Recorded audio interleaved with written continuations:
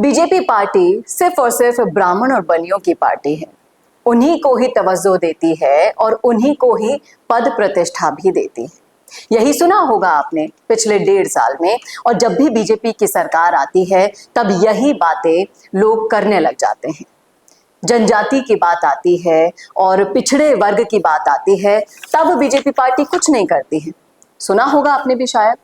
तो क्या कर रही है बीजेपी पार्टी जनजातियों के लिए, आज इस वीडियो में आप जानने वाले हैं। इसलिए आखिर तक जरूर बने रहना है आपको, क्योंकि अगर आप जानेंगे नहीं, सुनेंगे नहीं कि बीजेपी पार्टी आखिर में कर क्या रही है जनजातियों के लिए, तो आपको पता कैसे चलेगा। तो सुनने के लिए विस्तार से इस वीडियो को देखिएगा लास्ट तक हमारे साथ। नमस्कार, मैं हूं चेतना शर्मा।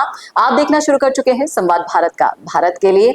और इस बात को प्रमुखता से रखने के लिए, आपको सब कुछ डिटेल में बताने के लिए मेरे साथ मौजूद हैं बीजेपी के एसटी मोर्चा के प्रदेश अध्यक्ष नारायण मीणा जी। सर, आपका बहुत बहुत स्वागत है। धन्यवाद चेतना जी। संवाद भारत में, भारत के लिए इस चैनल में मैं आपको बताना चाहूँगा कि भारतीय जनता पार्टी बने ब्राह्मणों की पार्टी नहीं है। भारतीय जनता पार्टी इस देश के सभी 140 करोड़ जो लोग हैं उन सब को आधार मान के काम करती है। और हमारे देश के लोकप्रिय प्रधानमंत्री आदरणीय नरेंद्र मोदी ने कहा है कि सबका साथ, सबका विकास, सबका विश्वास, और उन्होंने एक और बात जोड़ी कि सबका प्रयास।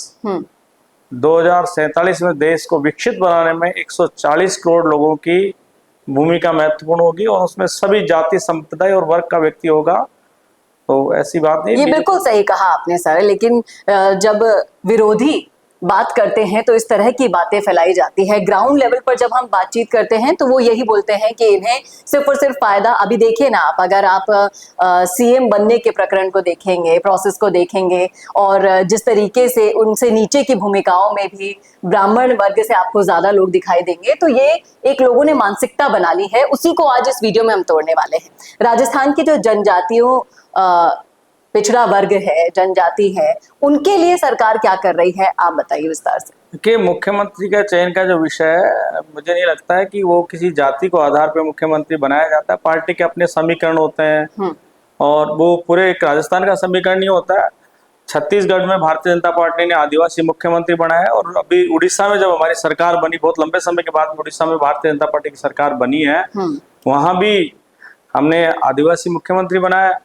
और मैं आपसे बात करूं तो 2022 में देश में राष्ट्रपति का चुनाव होता है, और एक आदिवासी महिला को राष्ट्रपति द्रौपदी मुर्मू जी को बनाया जाता है। तो निश्चित रूप से मैं बधाई देना चाहता हूं भारतीय जनता पार्टी के शीर्ष नेतृत्व को और हमारे प्रधानमंत्री नरेंद्र मोदी जी को कि आज़ादी के बाद में जो जनजातियों का विकास जिस प्रकार होना चाहिए था, लगभग भारत में 10 करोड़ से ज़्यादा जनजातियों की संख्या है, और उनकी जनसंख्या और उनके देश की आज़ादी में उनकी भूमिका, राष्ट्र के विकास में उनकी भूमिका, चाहे देश का जल और जंगल और पर्यावरण, जमीन को बचाने का जो उनका काम है, ऐसे सार्थक प्रयास उन्होंने राष्ट्र के लिए किया। ऐसे जनजातियों को, उनको मुख्य रूप से विकास की मुख्य धारा में लाने का किसी पार्टी ने काम किया तो पार्टी भारतीय जनता पार्टी है।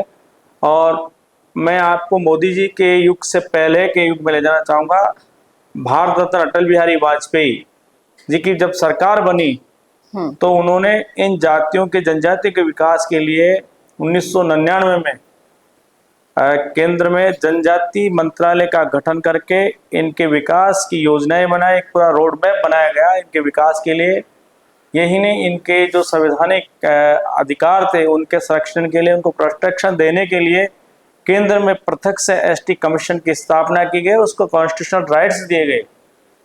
जब देश आगे बढ़ता है और मोदी जी की सरकार वर्ष 2014 में बनती है, और मोदी जी ने कहा कि सबका साथ, सबका विकास होना चाहिए, और उसी कड़ी में मोदी जी कहा कि मैं मेरे जनजाति के जो बंधु हैं, जिन्होंने देश की आज़ादी से लेकर देश के जल, जंगल और जमीन को बचाने का जो काम किया है, मैं उनके उत्थान और विकास में काम करूंगा। निश्चित रूप से मोदी जी ने बहुत बड़ा काम जनजातियों के विकास में किया। मैं आपके चैनल के माध्यम से बताना चाहूंगा कि जो काम आज़ादी के बाद में कांग्रेस ने केवल उनको अपना वोट बैंक समझा और केवल उनका वोट लेने का काम किया, उनको डरा करके कहा गया कि तुम्हारा आरक्षण समाप्त कर दिया जाएगा, किंतु आरक्षण को भी बढ़ाने का काम किसी पार्टी ने किया, उसको संरक्षण देने का किसी ने काम किया, तो वो भारतीय जनता पार्टी ने किया है। और आपको नहीं लगता कि यही काम अब राजकुमार रोत भी कर रहे हैं? उन्हें एक वोट बैंक बनाने के संदर्भ में आप देखिए कैसे भोली भाली कौम को फंसाने की कोशिश की जाती है कि हम तुम्हारे लिए एक अलग से प्रदेश बना देंगे, उसमें तुम्हारे लिए सुविधाएं होंगी, हर तरफ तुम ही तुम होगे। क्या ऐसा संभव है? क्यों देखिए, ऐसा सपने तात्कालिक दिखाए लाभ जाते हैं? लेने के लिए राजकुमार जी कुछ भी कह सकते हैं, उनको सजग बाग दिखा सकते हैं। और आपने अभी देखा होगा उनका एक विधायक, बागीदोरा का विधायक 20 लाख रुपए की रिश्वत लेते रंगे हाथों पकड़ा जाता है। वो आदिवासी विकास की बात करता है और विधानसभा में शर्मनाक घटना, पूरे भारत में पहली शर्मनाक घटना है, कोई विधायक रिश्वत लेते पकड़ा गया है। और वो भी रिश्वत भी विधानसभा में प्रश्न पूछने के नाम पर रिश्वत ली जाती है। बड़ा दुर्भाग्यपूर्ण ये वाकया इस राजस्थान में घटा है और पूरे देश में पहला वाकया है कि एक विधायक रहते हुए रंगे हाथों रिश्वत लेते हुए 20 लाख की पकड़ा जाता है। अत्यंत दुर्भाग्यपूर्ण। लेकिन राजकुमार रोत का कहना है कि उनके खिलाफ षड्यंत्र हुआ है, क्या कहते हैं? नहीं, कोई षड्यंत्र नहीं है, सारी चीजें सामने आ गई, पैसों की बरामदी हुई है, बाकायदा उसका वीडियो फुटेज है, सब चीजें एसीडी के पास सारी चीजें जो उनका वार्तालाप हुई उसकी स्क्रीनशॉट्स है, सारी चीजें, सारी एविडेंस है। ऐसा कुछ विषय नहीं है, सब चीजें कानून के दायरे में है। जो चीजें थी वो बिल्कुल सब सामने है, मीडिया के सामने, पब्लिक डोमेन पे है, ऐसा कुछ नहीं है। लेकिन सर, जब हम विकास की बात करते हैं तो आज भी जनजाति, आदिवासी, ये लोग काफी पिछड़े हुए हैं और समाज की मुख्य धारा में इनको लाने के लिए बीजेपी की मैं वो योजनाएं जानना चाहूंगी, हमारे दर्शकों को भी बताना चाहूंगी कि कौन कौन सी ऐसी वो जन कल्याणकारी योजनाएं हैं जो इन्हीं को ध्यान में केंद्र में रखकर बनाई गई है सरकार की तरफ से। देखिए चेतना जी, सबसे पहले तो मैं आपको हमारा जो राजस्थान का जनजाति समाज है उसके गौरव गाथाओं के बारे में बताना चाहूंगा कि जब आजादी का आंदोलन चल रहा था तो राजस्थान, जो राजपूताना जो क्षेत्र था, राजस्थान था, उसमें जो हमारे बांसवाड़ा, डूंगरपुर और ये जो क्षेत्र था, ट्राइबल का जो क्षेत्र था, वहां भी गोविंद गुरु के नेतृत्व में एक आजादी की लौ प्रज्वलित होती है और वहां के जनजाति बंधु ब्रिटिश सरकार और जो सामंतवाद था उससे स्ट्रगल करते हैं, संघर्ष करते हैं वो अपने अधिकारों के लिए।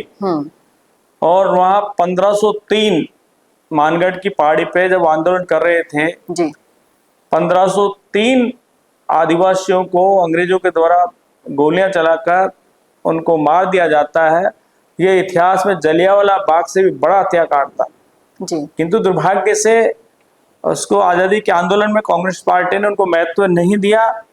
जब हमारी सरकारें आई तो वहां पर एक जाके हमने एक स्मारक बनाया और 12 करोड़ रुपए की लागत से वहां एक बड़ा स्मारक बना। उनके जो त्याग और बलिदान की जो कहानियां थी, युवा पीढ़ी उसको समझे, देखें। और जो हमारा आदिवासी था उस ऐसी परिस्थितियों में किस प्रकार ब्रिटिश हुकूमत से लड़ा होगा, सामंतवाद के खिलाफ वो लड़ा होगा, उसका उल्लेख किया गया है। और उसके बाद में जब माननीय प्रधानमंत्री अटल जी जब बने जी, तो इस देश में जो छत्तीसगढ़ और झारखंड जैसे राज्य, वहाँ बहुत उनकी बाहुल्यता थी, बहुत उनकी जनसंख्या थी, तो उन्होंने जातीय आदिवासी के विकास के लिए 2 राज्य इस भारत में बनाए और उनको मुख्य धारा में लाने का काम किया है। माननीय प्रधानमंत्री नरेंद्र मोदी जी की सरकार बनी तो मैं आपको बताना चाहूंगा कि बिरसा मुंडा, आप सबने, हमने पुस्तकों में पढ़ा होगा, बिरसा मुंडा भगवान कहे जाते हैं, भगवान के नाम से, धरती आबा के नाम से लोग उसको पुकारते थे। एक महान आदिवासी योद्धा थे, किंतु कांग्रेस पार्टी ने केवल नेहरू और इंदिरा गांधी का महिमा मंडन किया। बिरसा मुंडा जैसे महानायक, जो आदिवासी महानायक थे, उसको उन्होंने स्थान नहीं दिया। नरेंद्र मोदी जी की सरकार ने 2021 में कैबिनेट में एक प्रस्ताव लेकर के आती है और उन्होंने कहा कि आदिवासियों के महानायक है, उसके जो जन्म दिवस है 15 नवंबर को जनजाति गौरव दिवस के रूप में मनाने का उन्होंने ऐतिहासिक निर्णय किया। मैं धन्यवाद देता हूँ माननीय प्रधानमंत्री जी को। और बिरसा मुंडा की जो जन्म स्थान था झारखंड के खूंटी जिले का उलिहाती गांव, नरेंद्र मोदी उस गांव में जाने वाले पहले प्रधानमंत्री, क्या कांग्रेस के प्रधानमंत्री पहले नहीं हुए जी, क्योंकि उनको नफरत थी किसी आदिवासी के गांव में जाने की। प्रधानमंत्री जी उसके गांव में गए और हमारा 2025 का जो वर्ष चल रहा है, उस जो बिरसा मुंडा की 150वीं जयंती पिछले नवंबर को हुई है, उस 150वीं जो जयंती है उसको आदिवासी जनजाति गौरव दिवस के रूप में भारत सरकार मना रही है। राजस्थान में कई कार्यक्रम हुए हैं। तो जनजातियों को विकास की मुख्य धारा में लाने का, उनको सम्मान देने का काम अगर किसी ने किया तो भाजपा सरकार ने किया। सबसे बड़ी जो एक योजना है वो है एकलव्य मॉडल स्कूल। जब अटल जी की सरकार बनी तो अटल जी ने कहा कि ये हमारे जनजाति के जो बालक है इनको अच्छी उच्च शिक्षा मिलनी चाहिए, इनका स्वास्थ्य की देखभाल हो और एक मॉडल स्कूल वहां बने। और मैं आपके चैनल के माध्यम से बताना चाहूंगा कि सर्व शिक्षा अभियान इस देश में चला, तो सर्व शिक्षा अभियान का सबसे लाभ अगर इस देश में किसी को मिला है तो वो जनजाति वर्ग को मिला है। जनजाति के जो बंधु थे, जो वहाँ स्कूल्स खुले उनको मिला है। और एकलव्य मॉडल स्कूलों के माध्यम से अभी डूंगरपुर, बांसवाड़ा और जो यहाँ राजस्थान में जो हमारे एकलव्य मॉडल स्कूल बने हुए हैं उनमें 77 करोड़ रुपए की लागत से नया मेंटेनेंस का काम देने का काम भी अभी हमारे राजस्थान के भजन लाल जी की सरकार ने किया है।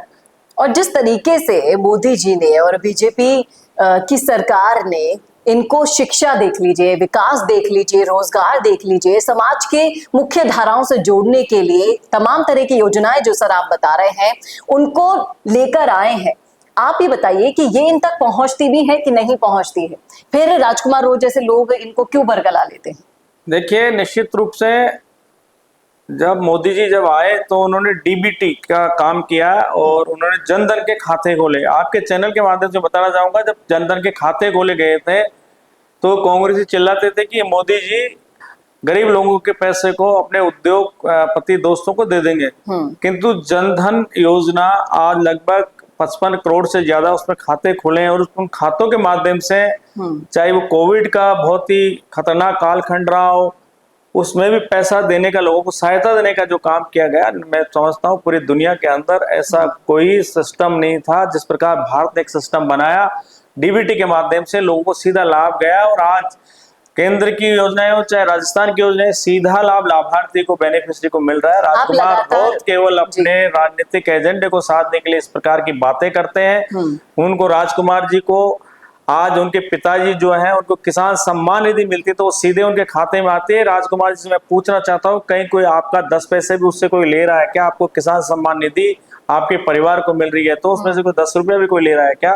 केवल राजकुमार जी, आप भोले वाले जनजाति की जो बंधु है उनको बरगलाने का काम करता है। और अब जनजाति का बंधु समझ चुका है कि इनका विधायक जयकिशन पटेल किस प्रकार जो भ्रष्टाचार में लिप्त है, ये आप सब वहाँ के जनजाति के बंधु समझ चुके हैं। लेकिन जिस तरीके से सर आप लगातार इन जनजातीय क्षेत्रों का दौरा करते हैं, लोगों से मिलते हैं, तो क्या इन कल्याणकारी योजनाओं का फीडबैक आप तक पहुंच पा रहा है?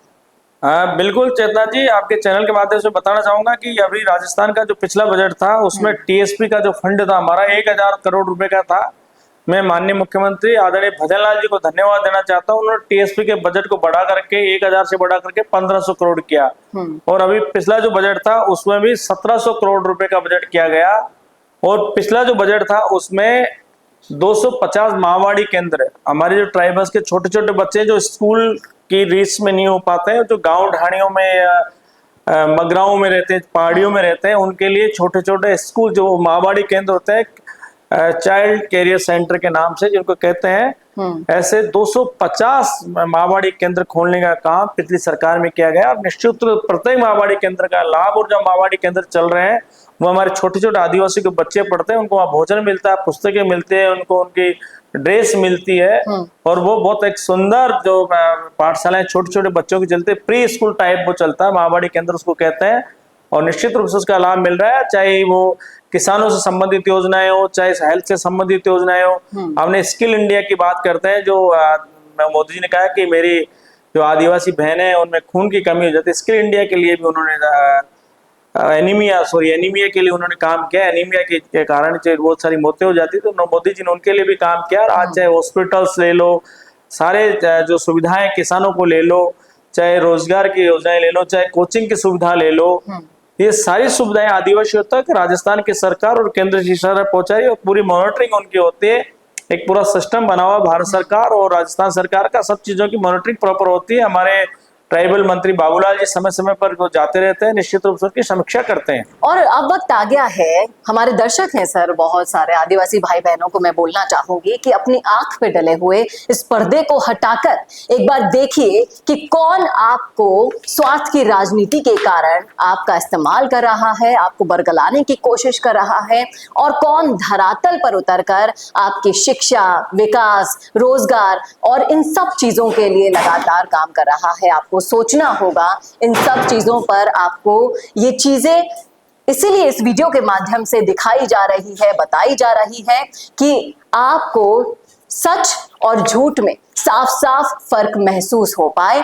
और सर आपका बहुत बहुत शुक्रिया कि आपने स्पष्ट और साफ शब्दों में ये बताया कि सरकार आखिर करती क्या है। और इसके अलावा सर मैं एक और आखिरी बात आपसे पूछना चाहूंगी कि जिस तरीके से सूत्रों के अनुसार खबर मिली कि राजकुमार रोत ने सर्वोच्च पद पर बैठी हुई द्रौपदी मुर्मू जी के खिलाफ भी वोट किया हुआ है, तो इससे एक मानसिकता यहाँ पर स्पष्ट हो जाती है कि आप अपनी ही पार्टी के सगे नहीं हैं, आप अपनी ही जाति के सगे नहीं हैं, तो आप किसी और के क्या होंगे? क्या कहते हैं आप? ये ठीक बात है चेतना जी।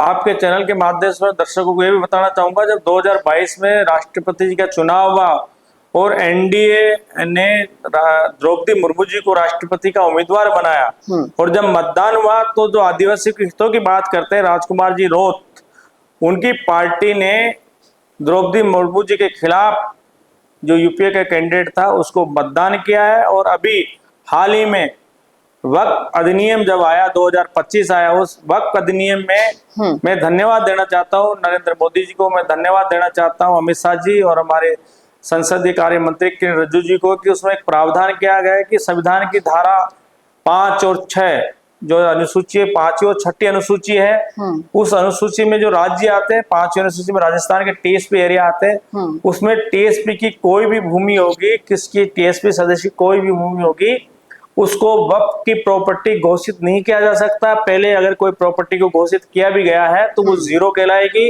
मैं धन्यवाद देना चाहता हूं कि किस प्रकार आज लव जिहाद के कई मामले देश में सामने आते हैं। कोई महिला मान लो किसी दूसरे धर्म में जाके शादी कर ली थी, वो आपके वक्फ की प्रॉपर्टी आपको दान करना चाहती है, वो नहीं कर पाएगी। केंद्र ने उसमें प्रावधान किया गया, वक्फ अधिनियम 2025 में प्रोविजन किया गया है कि अब टीएसपी एरिया की कोई भी भूमि वक्फ की प्रॉपर्टी नहीं समझी जाएगी। तो ये मैं धन्यवाद देना चाहता हूँ कि उनके जनजाति के हितों का संरक्षण किया है। और मैं आपको एक बात और बताना चाहूंगा कि हमारा जो EMRS स्कूल है उसमें केंद्र के तो 23-24 का बजट था, उसमें 28,919 करोड़ रुपए का प्रावधान करके गए 38,800 टीचर्स और उनका जो स्टाफ था उसकी भर्ती करने का निर्णय, जो EMRS स्कूल थे उसमें स्टाफ बाहर से लिया जाता था। मैं धन्यवाद देना चाहता हूं नरेंद्र मोदी जी को, 38,800 शिक्षकों की और स्टाफ की भर्ती करने का काम उन्होंने किया और वो भर्ती हो चुकी है। आज EMRS स्कूल जितने भी चलते हैं पूरे भारत में चलते हैं, लगभग 700 स्कूल हैं, उन सब स्कूलों में आज टीचर्स उनके खुद के हो गए। आज उन बच्चों को बेहतरीन शिक्षा मिल रही है। राजस्थान में भी 31 एकलव्य मॉडल स्कूल चल रहे हैं और इन स्कूलों में जो पढ़ने वाले बालक है निश्चित रूप से बहुत स्टैंडर्ड की एजुकेशन उनको मिलती है जी। और बहुत अच्छी योजनाएं लेकर आई है सरकार। लाभ मिलता है। और ये आप साफ साफ सुन पा रहे हैं उनसे जो इन लोगों के बीच में जाकर इन सब चीजों का ब्यौरा लेते हैं, देखते हैं कि धरातल पर कितनी योजनाएं पहुंच पाई है, कितने कल्याणकारी योजनाओं का लाभ पूरी की पूरी जनजातीय कौम उठा पा रही है। उम्मीद करती हूँ कि आपकी आंखों पर डला हुआ पर्दा साफ हो गया होगा और आपको ये मालूम पड़ गया होगा कि आपके लिए अगर असल में कोई काम कर रहा है तो वो कौन है और कौन आपको अपने स्वार्थ की राजनीति के लिए इस्तेमाल कर रहा है, वो कौन है। सर बहुत बहुत शुक्रिया इन मुद्दों पर अपनी राय रखने के लिए। इतनी स्पष्ट राय जाना जरूरी था क्योंकि अभी माहौल इतना लोगों ने कंफ्यूजिंग कर दिया है कि यहाँ पर इतनी भोली कौम है कि इनको आप कुछ कह देंगे, इनके खाने पीने कुछ बंदोबस्त कर देंगे और ये तुरंत अपना वोट दान कर देती है। इस तरह का यहाँ पर माहौल बना हुआ है जिसको मैं उम्मीद करती हूँ कि वीडियो ज्यादा से ज्यादा शेयर कीजिए ताकि ये कल्याणकारी योजनाएं और सरकार जो इनके लिए काम कर रही है उन तक ये पहुंच सके और इनसे ये जुड़ भी सके। सर बहुत बहुत शुक्रिया। और इन मुद्दों पर अपनी राय रखने के लिए आप कॉमेंट कर सकते हैं कॉमेंट बॉक्स में। कैसा लगा वीडियो बताना ना भूलिएगा और ऐसी और वीडियोज के लिए देखते रहिए संवाद भारत के लिए। नमस्कार। धन्यवाद चेतना जी। अगर आप बनना चाहते हैं पॉलिटिशियन, लेकिन पब्लिक स्पीकिंग और अपने विचारों को व्यक्त करना चुनौती लगता है, या कैमरे और पब्लिक के सामने किसी तरह से बोल पाए इसमें मुश्किल होती है, तो मिशी मीडिया सॉल्यूशंस लेकर आया है पॉलिटिकल कंसल्टेंसी कैंपेन, जिसमें वरिष्ठ जर्नलिस्ट और पॉलिटिकल एनालिस्ट की एक्सपीरियंस्ड टीम आपको मदद करेगी, जिससे आपकी आवाज और भी बुलंद हो जाएगी। इसमें हम आपके गोल को पूरी तरह से टारगेट करेंगे कि किस तरह से आपको पार्टी पहचाने, आपको उस क्षेत्र के लिए चुने, कैसे सर्वेज में आपका नाम आए, कैसे लोगों के बीच में आपका माहौल बने। ना सिर्फ कंसल्टेंसी हम आपको देंगे, बल्कि आपको सारे रास्ते दिखाएंगे और बताएंगे भी, जिससे आप भारत की राजनीति में अच्छे पॉलिटिशियन बनके समाज का सुधार कर सके। तो अभी कॉन्टैक्ट कीजिए स्क्रीन पर दिए गए नंबर पर।